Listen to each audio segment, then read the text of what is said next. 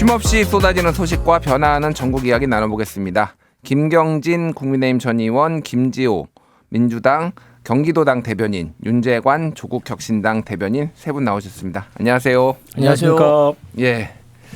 이 조합은 제가 이제 처음인 것 같은데 아마 이 서로 나오신 분들도 이렇게 많이 이렇게 방송을 같이 하시지는 않으셨던 것 같은데요. 그죠? 김경진 선배님하고는 몇 번 방송했고요. 예. 아니 뭐 김경진 의원이면 워낙 종횡무진 많이 윤재관 나오시니까. 선배님도 워낙 우리 그 당에서는 유명하셨던 분이라 잘 알고 있습니다. 예, 뭐 이제 더불어민주당에서 또 있었고 예전에 청와대 문재인 정부 때 청와대도 이제 윤재관 네. 대변인께서 있으셨으니까 그리고 뭐 김지호 대변인도 지금 예전에 민주당 이재명 대표 당대표 정무조정 부실장도 하셨고요. 예, 뭐 김경진 의원님 잘 지내시죠? 최근에 책도 한 권 내셨다고. 책 받았습니다. 아, 받으셨나요? AI 생활 매 순간이 달라진다. 예. 아니 이 어지러운 전국에서도 이렇게 책도 내시고 참 부지런하시다는 생각이 많이 듭니다. 예. 이게 아마 가버넌스 변화보다도 이게 가져올 파고가 훨씬 클 겁니다. 예. AI와 그러니까 인공지능과 관련된 생성형 인공지능이 사실은 그 모든 데 이제 침투해서 들어올 거거든요. 그러면 사회의 구조적 변화가 너무나 어마어마하기 때문에 제가 올해 4월달에 선거가 떨어지고 해외여행 갔다가 해외 나가면 이게 번역이 안 되잖아요. 그래서 AI를 써보기 시작했는데 이 팝하고나 구글 번역기하고 비교할 수가 없는 거예요. 그때부터 인공지능에 눈이 확 떠지면서 공부를 시작했는데 이 세상에 이런 물건이 없어요 보면. 그렇습니다. AI 기본법이라고 하는 법이 국회를 통과했거든요. 기념비적인 입법 성과가 조국혁신당의 이혜민 의원을 중심으로 해서 이루어졌는데 이런 얘기를 할 수 있는 공간이 없죠. 아 그러니까요. 워낙 그래서 참 오늘 우리가 인공지능과 AI 이런 얘기를 뭐 하고 싶은데 워낙 지금 막 시국이 긴박하게 돌아가고 있기 때문에 그 얘기는 저희가 지금 따로 준비를 했거든요. 오늘 말고 연말에 이혜민 의원 한번 모시고 저희가 얘기를 하는 걸로 하고요. 오늘은 지금 전국 현안 얘기를 하겠습니다. 오늘 정치 이벤트가 굉장히 많이 나와서 이거를 꼭 시간의 순서대로 다루기는 좀 어려울 것 같고요. 이거를 이제 제가 설명을 좀 드리면서 우리 청취자분들이 이해를 돕기 위해 설명을 드리면서 이제 해야 될 것 같습니다. 일단은 오늘 국회 본회의가 열렸고 한덕수 권한대행에 대한 탄핵 소추안 표결이 있었는데 192표로 가결이 됐고요. 국민의힘 의원들은 이제 강력하게 좀 반발을 하고 의장석을 둘러싸고 항의도 있었고요. 이제 우원식 국회의장은 이거에 이제 가결 정주수를 150일 이제 과반으로 이제 선언을 했고 그거에 대해서 이제 여러 가지 논란들이 있었습니다. 일단 김경진 의원님께 먼저 좀 여쭤볼게요. 한덕수 권한대행에 대한 이 표결에 대해서 당론으로 부결 방침을 지금 한 거잖아요. 국민의힘이 이거는 좀 어떻게 지금 진행됐고 어떻게 좀 보시는지요? 글쎄요.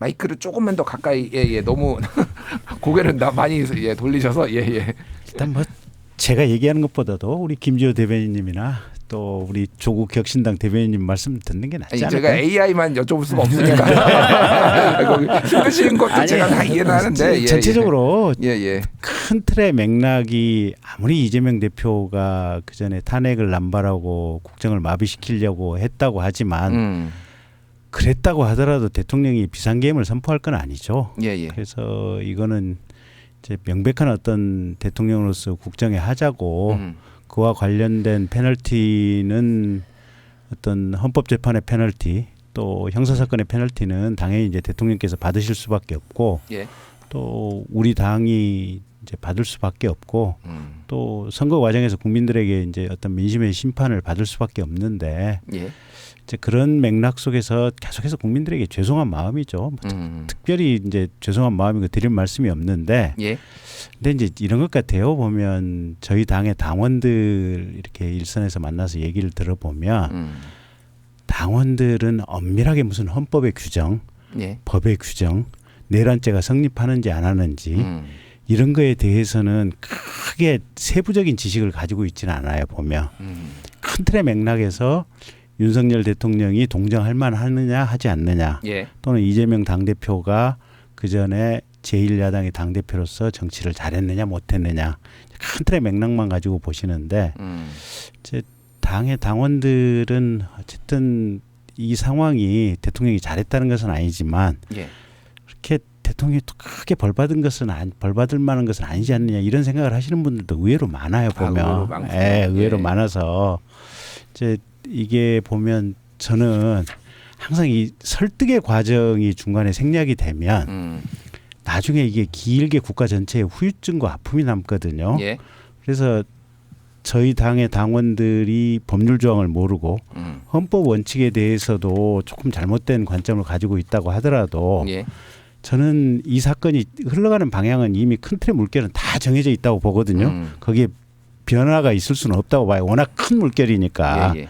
근데 중요한 건 언론도 그렇고 대한민국 사회 여론을 주도하시는 분들이 저희 당의 당원들을 조금 설득하는 자세로 이 사안을 좀 다뤄가 주셨으면 하는 조그만 바람이 있어요 보면. 알겠습니다. 네. 이제 총론적인 말씀을 해주셨는데 제가 이제 질문을 드린 거는 한덕수 권한대행, 한덕수 총리에 대한 탄핵에 대해서 좀 국민의힘에서는 권성동 원내대표도 그렇고 굉장히 좀 오늘 날을 많이 세웠거든요. 국정을 마비시키려는 거 아니냐 이런 이제 시각을 드러내서 의원님은 좀 어떤 의견이신지 제가 좀 여쭤본 겁니다. 그거에 대해서. 그러니까 민주당의 이제 가장 핵심은 헌법재판관 3인을 지금 임명을 안 하겠다. 네. 정확히는 이제 한덕수 총리는 보류하겠다고 그랬죠. 여야 간에 합의를 해오면 그때 바로 임명하고 일단은 보류다 지금 이렇게 했는데 민주당에서는 곧바로 임명해야지 왜 무슨 일단 보류가 어딨냐. 지금 이게 핵심 사유인 것 같아요. 보면 핵심 사유인 것 같고 당에서는 일단 우원식 지금 의장이 150 이게 가결 정족수가 본 것도 일단 기존의 헌법재판소 입장이라든지 국회 입법조사처 입법하고도 좀 생각이 좀 틀린 것 같고 이게 그래서 자의적으로 지금 어떻게 보면 국회의 탄핵 의결 절차가 지금 진행되고 있는 것이 아니냐 이런 생각이 좀 있는 것 같고요. 예. 조금 민주당이 뭐 이렇게 그렇게 급하게 서둘러서 가느냐. 이게 윤석열 대통령에 대해서 이미 권한 정지는 돼 있는데 그런 생각들이 아마 당의 생각 아닌가 싶어요. 알겠습니다. 예. 일단은 김지호 대변인 의견을 좀 여쭤봐야 될 것 같은데 대변인께서는 오늘 이 탄핵을 둘러싼 한덕수 대행을 둘러싼 그 민주당의 입장 그리고 또 하나는 이제 국민의힘에서 국무총리를 국무총리 대통령 권한 대행을 탄핵함으로 인해서 국가 경제에 굉장히 안 좋은 영향을 지금 미치고 있다. 그리고 오늘 실제로 환율이 굉장히 출렁이었거든요. 1,480원까지 올랐다가 다시는 이제 좀 다시 60원, 1,460원대로 내려왔는데 그 탄핵 그 앞뒤로 좀 이게 많이 출렁이긴 했어요. 그런 것들을 좀 어떻게 보셨는지 궁금합니다. 일단은 뭐 국민의힘이 국정 운영을 핑계로 한덕수 권한대행의 탄핵에 대해서 뭐 비난하고 있지만 본질은 국정 운영이 문제가 아니라 헌법 기관인 헌법재판소의 그 3인의 헌법재판관 임명을 한덕수 권한대행이 뭔가 뭐 법에도 없는 여야 합의로 가져와라. 저는 뭐 이게 신라 시대로 뭐 화백제도를 다시 도입하자 뭐 이런 얘기 같아요. 사실은 국정 운영과 관련해서는요 한덕수 권한대행이 양곡곡 등 6개 법안 거부했죠. 그때 민주당이 탄핵했습니까? 지금 뭐 국제 대사고 뭐고 인사권도 막 하고 있어요. 그거에 대해서 민주당이 뭐 딴지를 걸고 탄핵하겠다는 게 아니잖아요. 왜 헌법 기관인 헌법재판소에 헌법재판관을 임명하는데 왜 그것을 무력화시키려고 하는 그런 의도가 보였기 때문에 탄핵을 한 거고요. 자, 평상시면은 뭐 한 달, 뭐 보름 기다려줄 수 있죠. 그런데 지금 헌법재판소 자체가 윤석열 내란 수계를 심판하고 있는 아주 급박한 상황이잖아요. 그렇다면 저희가 판단했을 때는 12월 3일 날 1차 내란이 일어났다면 이번 주에 내란 잔당들이 2차 내란은 시도하고 있다. 이런 판단이 섰기 때문에 급하게 지금 탄핵을 한 거고요. 자, 민주주의라는 게 그렇습니다. 민주주의라는 게 다른 사람을 인정하는 거잖아요.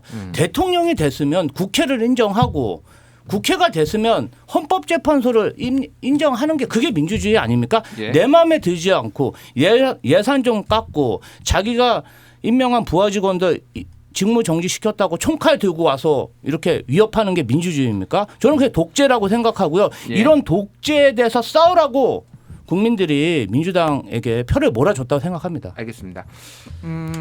이제 지금 요 상황에서는 특히 이제 조국혁신당하고 민주당하고는 상당히 스탠스가 뭐 많이 다르지는 않은 것 같아요. 비슷하게 이제 가고 네. 있는데 윤재관 대변인께서 보시기에는 일단은 지금 탄핵이 그러니까 제가 말하는 거는 한덕수 권한대행 탄핵을 얘기하는 겁니다. 이게 좀 너무 성급했다. 좀 그리고 오늘 권성동 원내대표도 오늘 오전에 좀 민주당이나 이쪽에 야당하고 얘기 좀 하자. 이렇게 다시 논의해보자. 이렇게 제안까지 좀 했거든요. 그럼에도 불구하고 너무 성급하게 한 거 아니냐라는 일각의 또 얘기도 있기 때문에 제가 질문을 드립니다. 이거는 좀 어떻게 보셨습니까? 오히려 늦었다고 생각합니다. 아 늦었네요. 네. 처음부터 내란의 주요한 공범으로서 한덕수가 역할을 했다라고 하는 사실에 대해서 우리가 다 인지하고 있었고 예. 그럼에도 불구하고 국정의 안정, 최소한의 안정을 위해서 한덕수가 관료 출신이고 그리고 최소한 국민의 기본적인 배신을 하지 않겠지라는 기대감을 갖고 인내하고 참았죠. 예. 근데 그 인내하고 참은 기간 동안 한 짓이 무엇입니까? 헌법을 정면으로 거스리고 법률 위반을 했죠. 내란 특검과 관련돼서의 거부권 행사에 관련된 얘기도 했죠. 그리고 상설 특검과 관련돼서는 지체 없이 추천을 요청을 해야 되는데 그것도 하지 않았죠. 예. 그리고 헌법 111조에 나와 있는 국회가 선출하는 몫의 헌법재판관 임명조차도 형식적인 절차조차도 거부했지 않습니까? 예. 자꾸 추천이라고 국민의힘은 계속 얘기하면서 국민을 호도하고 있는데요. 헌법 한 번만 제대로 읽어보십시오. 헌법의 111조에 나와 있는 헌법재판관 9인에 대해서는 대법관, 대통령 그리고 국회가 333으로 해서 권력의 분점 그리고 권력이 견제할 수 있게 그렇게 구성할 수 있도록 하고 각자의 선출권을 인정했습니다. 예. 그러나 마지막 절차인 이 대통령의 이 제가 그 절차만 대통령에게 다시 한번 부여한 것이거든요. 형식적인 절차이죠. 예. 근데 그것마저도 형해화 시켰지 않습니까? 안 했지 않습니까? 그렇게 해서 방통위를 5명의 방통위를 2명으로 계속 운영하면서 우리나라 공영방송을 완전히 박살낸 것과 똑같이 예. 그것보다 100만 배 더 중요한 탄핵 심판을 지연시키기 위해서 헌재 구성을 계속 방해했다는 것은 예. 지금 국민에 대한 위협, 대단한 도전이었던 것이기 때문에 그것은 당연히 제압해야 되는 게 맞았다. 예. 조금 늦었다 오히려 이렇게 예. 생각합니다. 사안의 어떤 긴박성에 대해서 우리 대변인께서 좀 말씀해 주셨는데 일단은 국민의힘에서는 매우 강하게 좀 반발을 했고요. 헌법재판소에 이제 가처분 신청 그리고 권한쟁의 심판을 이제 냈는데요. 요거는 좀 어떻게 보시는지 김지호 대변인께서 먼저 말씀해 주시죠. 아니 한덕수 권한 대행이 직무 정지를 받아들였어요. 예. 지금 받아들였고 사실은 이번 헌법 재판관 임명 관련해서 헌법재판소도 그렇고 대법원도 그렇고 이렇게 빨리 사법부에서 입장을 내고 임명해도 상관없다. 임명해야 된다. 헌법에 부합하다. 이렇게 다 입장을 냈잖아요. 예. 그래서 국민의힘이 그렇게 제기하는 어떤 사법적 절차가 받아들여질 가능성은 1%도 없다. 저는 그렇게 생각합니다. 알겠습니다. 그 김경지 의원님, 지금 권성동 의원을 비롯한 108명의 국회의원이 지금 이 가처분 신청하고 권한쟁의 심판을 냈는데 제가 좀 이게 또 법조인 출신이시니까 제가 궁금한 게 있는데 권한쟁의 심판 같은 경우에는 이 국가기관끼리의 권한이 이제 누구에게 더 권한이 어떤 권한이 있는지를 이제 보는 거잖아요. 근데 이게 지금 권성동 원내대표가 낸 거를 보니까 청구인은 권성동이고요. 피청구인이 국회의장이에요. 그럼 이게 같은 국회의원들끼리 이게 권한쟁의 심판이 이루어질 수가 있는 건가요, 이게? 잘 모르겠어요. 말도 안 되는 거죠. 예. 보통 이제 뭐 이래 되면은 뭐 중앙정부하고 지방정부하고 권한을 한다든지 뭐 이런 법원하고 예를 들면은 뭐 행정부하고 다툰다든지 뭐 이런 게 권한쟁의 심판이 보통 있는데 지금 이게 여당하고 국회의장하고 이게 권한쟁의 심판이 가능한 건지를 제가 잘 몰라가지고. 근데 이제 일단 헌법기관 이제 국회의원 한 명이 헌법기관이라고도 볼 수 있고 예. 이게 그러니까 이제 결국은 저거잖아요. 이 의결 종족수 해석의 문제잖아요. 보면 이제 해석의 문제인데 어쨌든 국회 입법조사처 의견도 총리로서의 권한 행사에 대해서는 총리의 탄핵 정족수. 예. 그다음에 대통령 권한 대행으로서의 탄핵 정족수는 대통령 탄핵 정족수 지금 그게 입법조사처 의견이고 헌재에서 나온 텍스트북에도 지금 그런 내용이 실려져 있다는 거 아니에요 보면. 예. 그러면 국회 입법조사처나 헌재나 거의 같은 견해인데 물론 이제 최종적으로 이거는 헌법재판소 재판관들이 협의를 해서 이제 이거는 결론을 내줘야 될 문제긴 한데. 예. 일단 공기관에서 두 군데서 지금 비슷한 가이드라인이 어떤 해석이 나왔거든요. 그러면 의장께서 이거를 지금 탄핵 사유가 5개잖아요. 예. 그중에 3개는 총리 때고 총리로서 권한 행사. 예, 2개는 권한 대행. 대통령으로서 예. 그래서 2개가 들어 있으면 이게 이제 대통령으로서 기준에 따라서 탄핵을 해야 되는 것이 아니냐 이제 이 의결 종족수를 맞춰야 되는 것이 아니냐 이제 이 부분인데 이게 지금 권한쟁의 심판의 대상이 될지 안 될지 어쨌든 그 부분은 헌재 결정하는 거 한번 보시죠 뭐 보면 되지 뭐. 알겠습니다. 네. 그 논란을 말씀해 주셨으니까 지금 윤재관 대변인은 좀 그거를 어떻게 보시나요? 이 논쟁 150일과 200표 이 논쟁 그리고 이제 헌재에서 좀 어떻게 이거를 좀 결정을 내릴지 좀 저는 개인적으로 좀 궁금한데. 권한쟁의 심판 자체가 웃기는 거지 않습니까? 예. 뭐 다른 뭐 법적인 단 따라서요. 오늘 표결에 전혀 참석을 하지 않았습니다. 본인들이 권한을 포기해놓고 무슨 권한을 뺏겼다고 난리를 치는 거죠. 그것부터가 말이 안 되는 것이고 두 번째는 권한을 제대로 행사하라고 헌법상의 규정마저도 완전히 무력화시킨 사람들이 이제 와서 자기의 권한을 침해받았다고 얘기하는 걸 누가 거기에 정당성을 부여하겠습니까? 예, 말도 안 되는 정치적 액션만 한 것이고 국가의 혼란을 더욱더 부채질하는 내란 잔당의 모습을 여전히 여실히 보여주고 있다. 저는 그렇게 생각하고요. 오늘 내란의 힘이라고 저희들은 명칭을 당명을 명칭을 그렇게 얘기합니다마는 내란의 힘 의원들께서 의장석 앞에서 시위하는 모습을 보면서 야당 준비를 하고 있구나 마음속에서 이제 야당이 다 됐다고 생각하는 거구나라는 생각이 들 정도로 네. 그들의 그 행위가 정당화될 수 없다 저는 그렇게 생각합니다. 알겠습니다. 그러니까 헌재에서도 지금 윤재관 대변인께서는 헌재에서도 이거를 이제 가처분 신청도 기각을 하고 그리고 150일이 맞다라고 좀 결정을 내릴 거라고 좀 관측을 하시는 거죠? 당연하죠. 대한민국에 대통령이 2명 있다는 것을 인정하라는 거지 않습니까?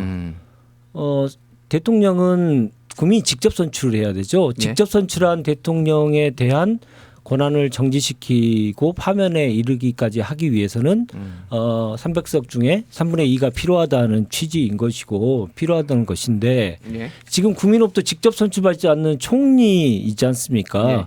국무총리가 본업이고 지금 대행만 잠시 하고 있는 건데 그 사람을 국민이 직접 선출한 자에 해당하는 것으로 간주한다는 것 자체가 헌법을 완전히 자기 멋대로 해석하는 잘못된 관행이다, 잘못된 생각이다. 좀 단호하게 말씀드리고 싶습니다. 알겠습니다.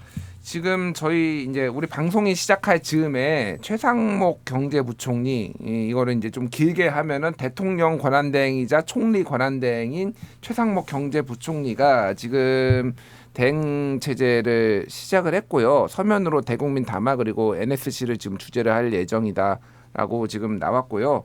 지금 뭐 메시지가 지금 몇 개 단신으로 나왔는데 국정 안전에 최선을 다하겠다.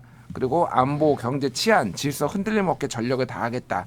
이렇게 얘기를 했고요. 또 나라가 다시 한번 어려움에 처했는데 지금의 위기는 능히 이겨낼 것으로 확신한다. 이런 얘기가 나고 추가적인 내용은 저희가 이제 들어오면 속보로 전해드릴 텐데 가장 이제 민주당에서 관심을 가지고 있는 거는 결국은 지금 최상목 대행이 결국은 헌법재판관 3인을 임명을 할 것이냐.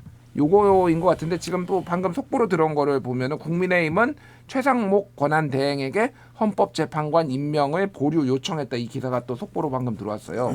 지금 뭐 그런 상황입니다. 어떻게 보십니까? 일단 김지호 대변인께서는 그러니까 요 한덕수 권한대행 총리를 탄핵을 하겠다라고 으름장을 놓을 때만 해도 최상목 경제부총리에 대해서 민주당 분들이 상당히 그래도 좀 다르지 않을까?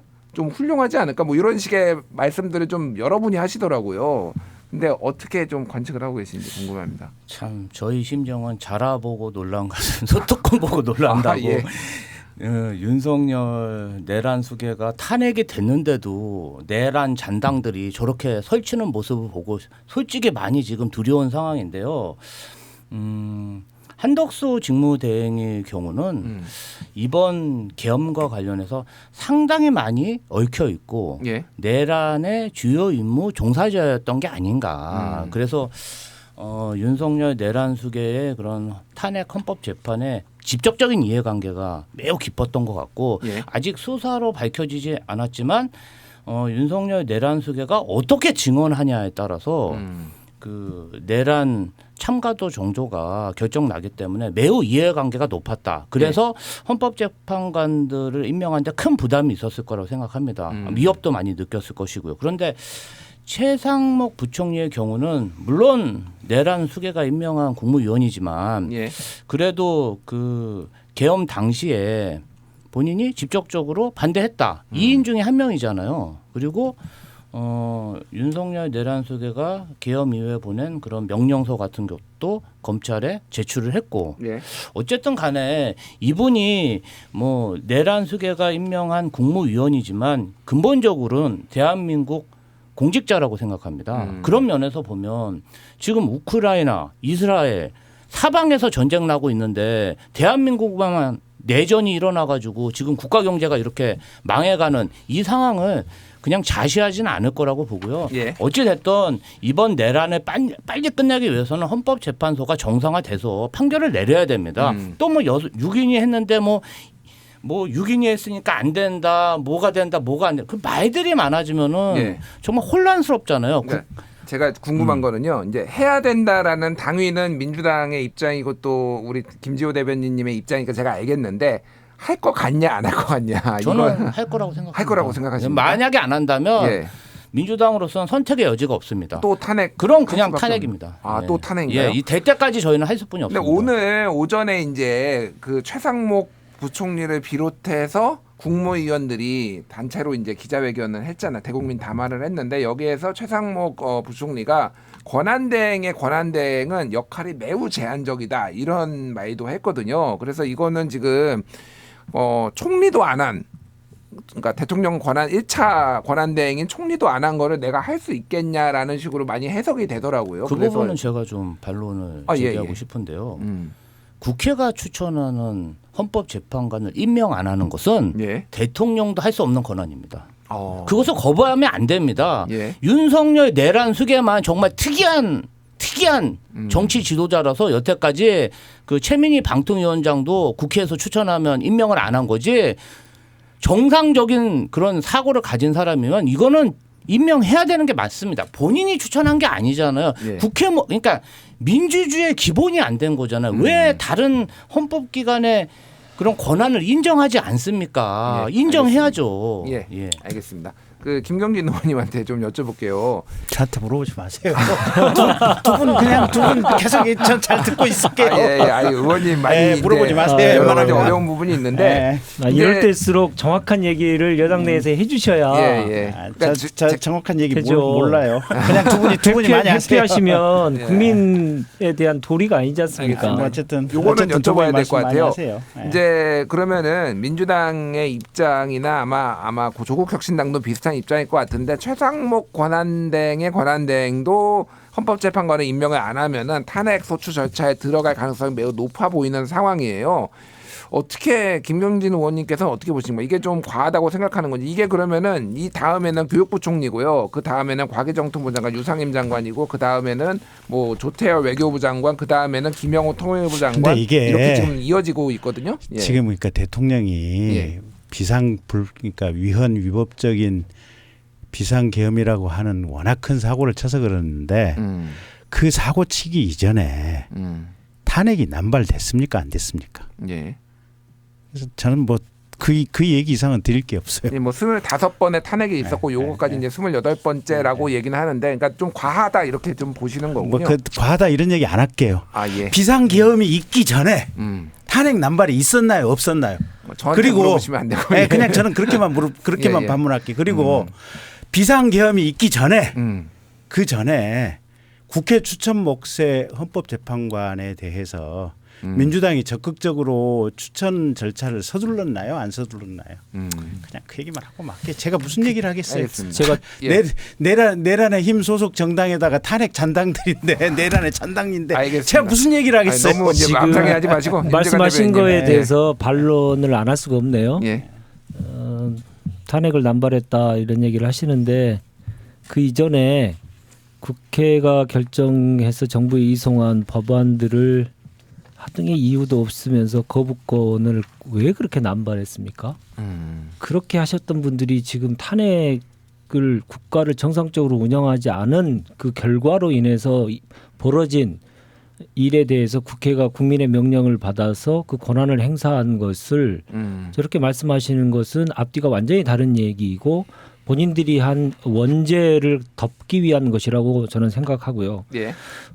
그리고 뭐 민주당 얘기입니다만은 민주당의 지금 얘기를 계속했는데 야권 전체에 관련돼서니까 제가 좀 대신에 말씀드리면 예. 헌법재판관 추천과 관련돼서는 여야가 이미 합의했지 않습니까? 다 알고 계시잖아요. 제가 날짜별로 말씀드릴까요? 11월 18일 날 탄핵이 계엄이 선포되기 전에 이미 전에 11월 18일에 3명을 추천하기로 여야가 합의했습니다. 그리고 29일 날 민주당 2, 국민의힘 1로 합의했습니다. 추천하는 걸요. 예. 그리고 12월 19일 날 인사청문회를 하기로 합의했습니다. 그 합의한 내용을 뒤집은 사람이 누굽니까? 근데 합의를 해오라? 합의 다 해온 결과를 가지고 인사청문회를 했고 그 결과를 앞두고 있는 상황에서 미리 나는 임명을 못하겠다. 그런 내란 핵심 공범을 그대로 둬야 됩니까? 당연히 헌법상의 권한을 가지고 질서 있게 직을 파하도록 하는 조치를 하도록 해야 되는 거죠. 알겠습니다. 예. 요 얘기는 여기까지 하고요. 왜냐하면 오늘 또 지금 오후 늦게 쏟아진 뉴스가 워낙 좀 놀랍기도 하고 중요한 뉴스라서 이거를 좀 다뤄야 될 것 같은데 오늘 이제 검찰이 김용현 전 국방부 장관을 이제 구속 기소를 했는데요. 이제 중요한 것은 이제 보도 자료를 냈는데 그 자료에 좀 충격적인 내용들이 지금 많이 들어가 있습니다. 그 구속 보도 참고 자료를 제가 좀 인용을 해보면은 여기에서 대통령의 발언이 오히려 김용현 장관보다 좀 주목이 되더라고요. 그래서 조지호 경찰청장한테 여러 차례 전화를 해가지고 조 청장 국회 들어가려는 국회의원들 다 체포해 잡아들여 불법이야 국회의원들 다 포고령 위반에 체포해 이렇게 얘기를 한 부분도 있고요. 또 총을 쏴서라도 문을 뚫고 들어가라 또 이런 얘기를 지금 했다는 얘기까지 지금 나옵니다. 그 이제 이진우 수방사령관한테 아직도 못 들어갔냐 본회의장에 가서 4명씩 1명씩 들고 들쳐 업고 나오라고 해. 그리고 문 부수고 들어가서 끌어내. 총을 쏴서라도 문을 부수고 들어가서 끌어내라라고 지시를 했다라는 거고요. 이런 내용들이 좀 많이 있습니다. 일단은 김지호 대변인부터 좀 어떻게 보셨는지 이거. 그때 당시에 저도 11시부터 4시 반까지 예. 방송을 했었는데요. 대통령 내란 수계가 발포 명령을 내렸고 그리고 2차 계엄, 3차 계엄까지 얘기했고 좀 약간 맞아떨어지는 부분이 있어요. 그때 당시에 국회 본청에 그 특수요원들이 유리창을 깨고 들어가는 게 굉장히 저는 좀 충격적이었거든요. 이게 정말 707 예.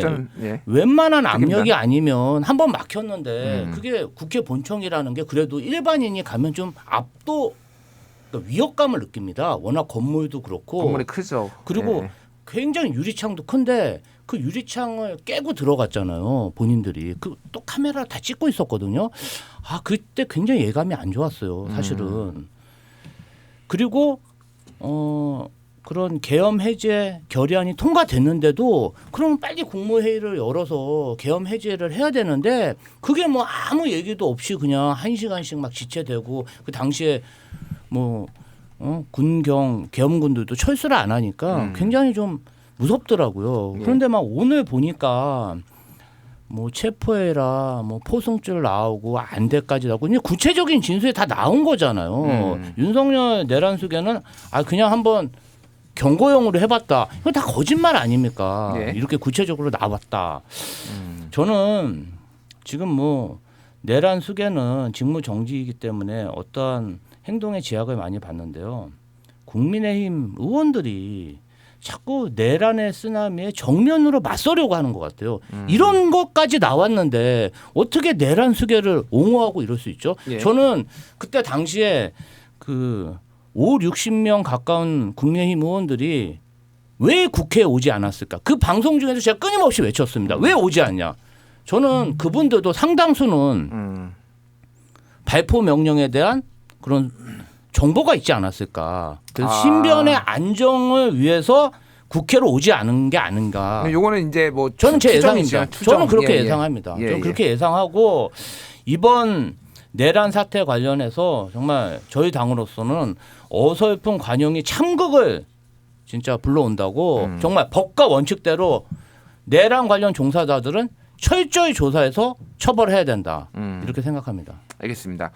그 검찰에서 낸 보도 자료를 보면은 대략 한 4,749명 뭐 요 정도 인원이 지금 경찰과 그리고 이제 군인을 포함해서 요 정도가 지금 동원이 된 것 같은데 제가 눈에 띄었던 거는 지금 이게 이제 그 주요 피의자들의 증언을 종합해가지고 이제 만든 거잖아요. 그러니까 이진우 수방사령관, 곽종근 특전사령관, 네. 여인영 네. 방첩사령관들에 다 검찰이 신병을 확보하기 있고 때문에 이들이 주장한 거를 지금 종합해서 만든 거니까 이게 아직 확정된 사실이 아니라는 걸 전제로 좀 말씀을 드리지만은 이미 지금 대통령은 여기에서 검찰이 적시한 거를 보면은 2024년 올해 3월 말에 이미 비상대권을 통해 헤쳐나가는 방법밖에 없다라고 얘기를 하면서 5월에 8월에 10월에 11월 9일에 11월 24일에 11월 30일에 12월 1일에 2일에 지금 계속 비상계엄 얘기를 주변 사람들하고 그리고 군하고 했다라는 거예요. 이거는 좀 윤재관 대변인 좀 어떻게 보셨습니까? 당연히 그래서 한덕수가 전혀 몰랐다라고 얘기하는 것이 거짓말일 것이다. 어제 김용현 대리인들이 얘기했던 예. 국무회의 하기 전에 한덕수에게 보고했다. 이 얘기가 정말로 사실 가능성이 매우 높다. 그래서 본인이 정말 몰랐다라고 계속 발뺌하고 있는 것을 예. 했는데 그게 사실이 아닐 것이고 수사를 통해서 한덕수에 대해서 지금 현직이 이제부터는 아니기 때문에 수사를 하는데 부담이 이제 훨씬 좀 줄어들었죠. 빨리 체포해서 수사를 하고 그 결과를 국민들께 내놓아야 된다. 저는 예. 그렇게 봅니다.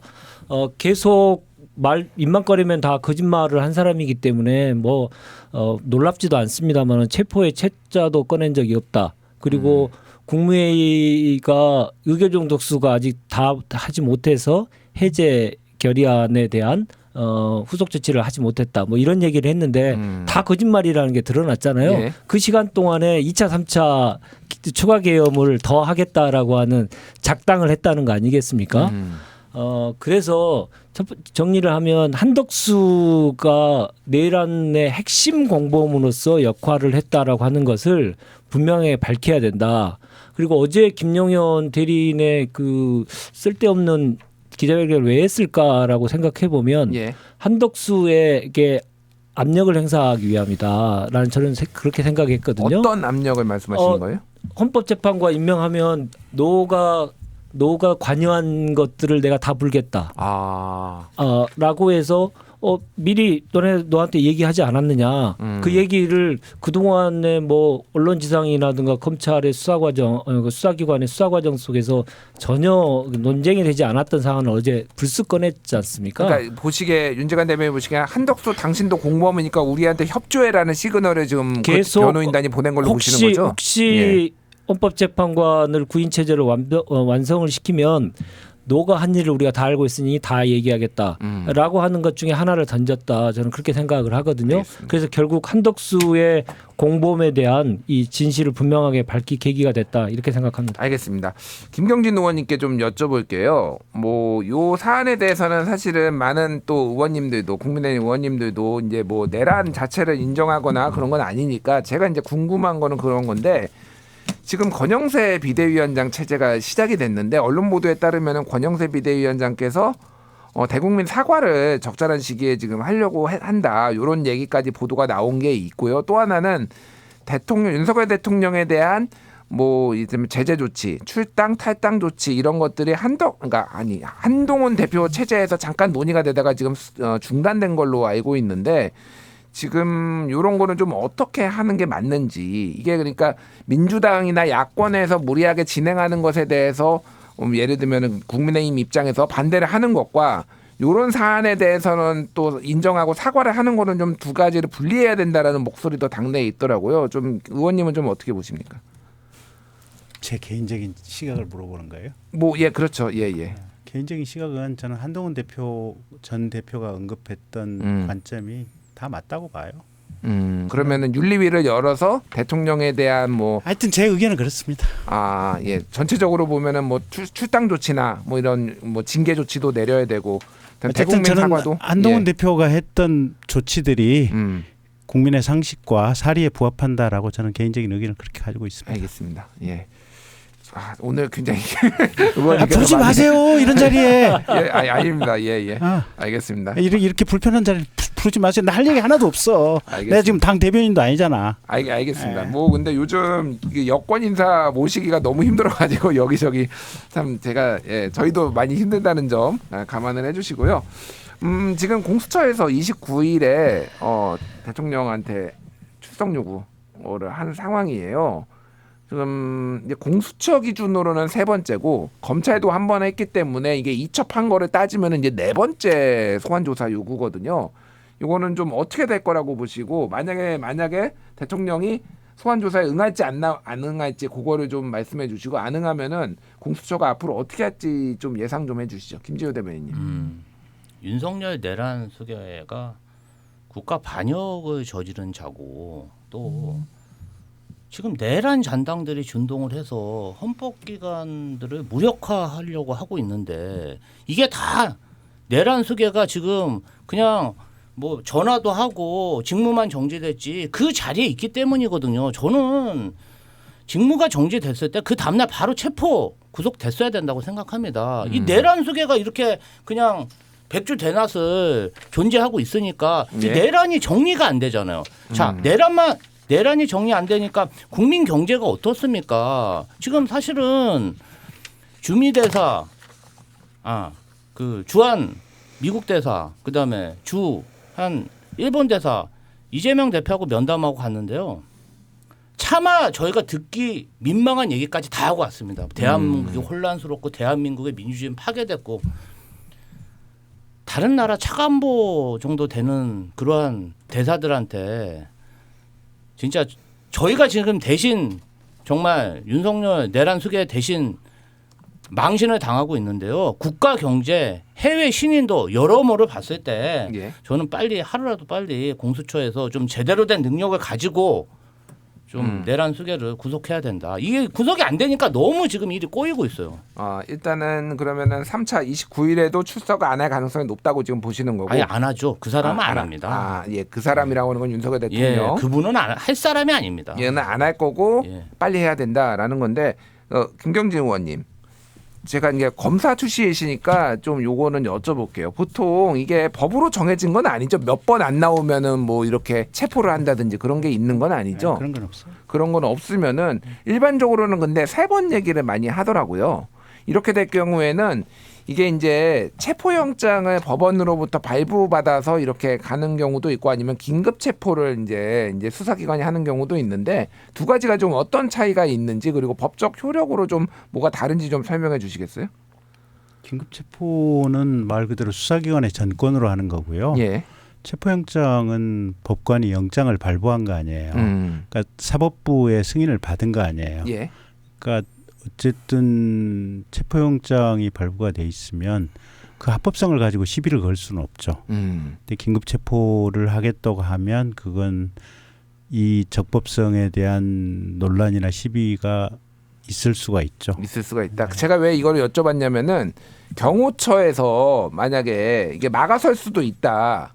그런데 그러니까 제가 수사기관에 이제 근무하셨던 분이라서 여쭤보는 건데 이게 만약에 이 막아서는 그 긴급 체포하고 방금 말씀하셨듯이 체포영장하고의 무게감이 좀 다른데 경호처가 만약에 체포영장을 받아왔는데도 막아설 것인가? 그게 그러면 어떻게 문제가 될 것인가? 이런 거를 좀 여쭤보고 싶었어요. 그걸 꼭 제 입으로 대답을 듣고 싶으십니까? 아니 그게 김지호 대변인 변호사 자격증 있으시죠? 예. 없습니다. 없어요? 박성재 예. 전 법무부 장관이 국회에 증언을 이렇게 했죠. 답변을 공무집행 방해다.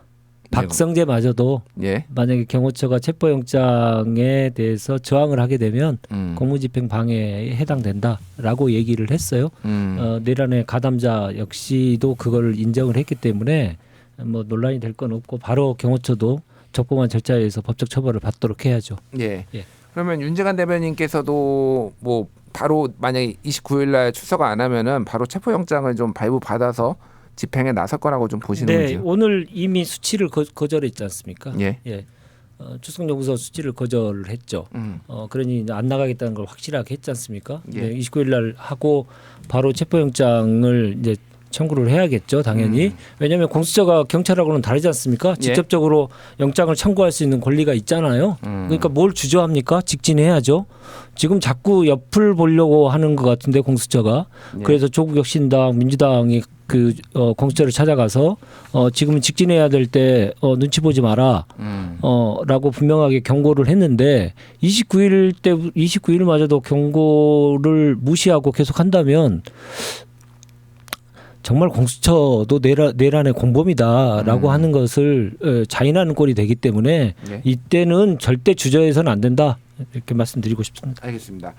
오늘 헌법재판소에서 이제 탄핵 심판 절차가 이제 개시가 됐습니다. 그러니까 정확하게는 윤석열 대통령이 문서를 이제 수령을 안 했는데 이제 송달 간주로 받은 걸로 이제 이미 간주를 해가지고 시작을 했고 변호인이 선임이 안 됐음에도 불구하고 시작을 했는데 개시를 한다라는 얘기가 딱 떨어지자마자 변호인이 선임됐다라고 하면서 이제 변호인단이 이제 구성이 된 게 이제 확인이 됐어요. 그래서 윤곽근 변호사를 비롯해서 이제 윤석열 대통령의 지인이나 뭐 후배들, 뭐 이런 검사 출신들이 이제 선임이 됐는데 어떻게 보십니까? 일단은 요 절차에 대해서 김지호 대변인께서는 아니. 수치인 불명 전략을 쓴 거지 않습니까? 네. 사실 뭐 사기꾼들이나 쓰는 전략인데. 아니 뭐 꼭 사기꾼은 아니고 이를테면 패문부재에서 뭐 해외 출장에 간다든지 뭐 여러 가지 소재가 이제 확실하지 않을 때 너무 제가 좀 오늘 힘드네요. 예. 아니 그러니까 그 직무가 정지됐지만 예. 그 삼엄한 경비 속에서 관저에 있지 않습니까? 예. 대통령실도 안 받고 관저에 있으면서도 안 받고 솔직히 수취인 거부 불명 전략을 쓴 건데 오늘 딱 헌법재판소에 그런 절차가 진행되니까 나타나서 왜 빨리 이렇게 재판 진행하냐 따지고 갔잖아요. 예. 참 진짜 염치도 없고 저도 민주당 당대표 정무부실장 근무하면서 이재명 대표가 수도 없이 소환 조사를 받았거든요. 심지어 저희는 단식 중에 2번 소환 조사도 받았어요. 예. 단식 투쟁 중에도. 아니 참, 뭐 그리고 단식 중에 구속영장 심사도 받았는데 윤석열 내란 수기하고 한동훈 대표가 정말 검사로서 국민들에게 한동훈 대표는 핸드폰 비밀번호 아이폰 잠가놔서 정말 그 유례가 없는 그런 수사 방해를 했고 윤석열 내란 수계는 검찰총장 출신이 어떻게 수치인 불명 전략을 쓰고 이렇게 뭐 이렇게 말로는 정말 지금 비열하게 사법 방해를 하고 있는지 통탄할 노릇입니다. 알겠습니다. 예, 뭐 윤재관 대변인 짧게 한마디 해주시죠. 내란죄 수사하고 탄핵 심판이 함께 좀 진행되고 있지 않습니까? 윤석열의 전략은 다 나왔죠. 수사를 거부하고 수사를 회피하는 방법이 탄핵 심판을 선택하는 것이다. 예. 라고 생각하고 거기에 따라서 좀 하고 있지 않습니까? 근데 그 얘기에 그래서 쇼핑하는 거 아니냐 저는 이제 그렇게 논평을 했는데 당신이 쇼핑할 권리가 있냐? 없다. 그럼에도 불구하고 그런 행태를 계속 했길래 오늘은 조금 더 제가 강한 어조로 당신 찍먹하는 거냐? 찍먹이요? 예, 자기가 찍어서 취하고 싶은 것만 찍먹. 예, 쇼핑하고 똑같은 말인데 쇼핑은 또 좀 고급스러운 말인 것 같아서 오늘은 조금 더 강하게 논평을 했는데요. 그 논쟁을 계속 일으켜 가지고 수사를 계속 지연시켜서 체포가 되지 않기 위한 전략을 계속 쓸 텐데 거기에 맞서서 수사기관들은 원칙대로 하면 되는 겁니다. 예. 왜 그 내란 피의자에 불과한 자에게 뭐 다른 거를 이 고려하고 하는 것 그 자체가 예. 역사의 죄인이 되는 것이다. 그렇게 하지 마라. 당신들도 그 내란의 공범으로 인식되면 역사적으로 얼마나 당신들한테도 얼마나 큰 수치냐 이런 얘기를 꼭 하고 싶습니다. 예, 김경진 의원님께 마지막 짧은 질문 드릴게요. 아까 전에 한동훈 대표가 대부분 옳았다라고 말씀하셨는데 혹시 한동훈 대표하고 최근에 연락을 하거나 뭐 전애들은 어떻게 지내는지 굉장히 좀 궁금해하는 분들이 많아가지고 원래 안 친해요. 친하지지는 않으시군요. 예, 한동훈 대표가 추후에 뭐 대선 후보로도 나온다거나 뭐 이런 얘기들이 몰라요. 저는 모르고. 예. 어쨌든 이게 청취자들께 죄송한 게 제가 방송에서 조금 화를 많이 냈는데 드릴 말씀이 없어요. 드릴 말씀이 없고 지금 두 분 대변인 하신 말씀이 비교적 상식에 맞는 얘기들이에요. 그런데 굳이 그 상식에 맞는 얘기를 제가 어차피 역할이 있고 해야 될 얘기가 있는데 알겠습니다. 제가 이 자리에서 반론을 할 수도 없는 거 아니에요. 보면. 어쨌든 국민들께 죄송해요. 알겠습니다. 예, 오늘은 여기까지 하겠습니다. 세 분 나와주셔서 감사합니다. 감사합니다. 고맙습니다.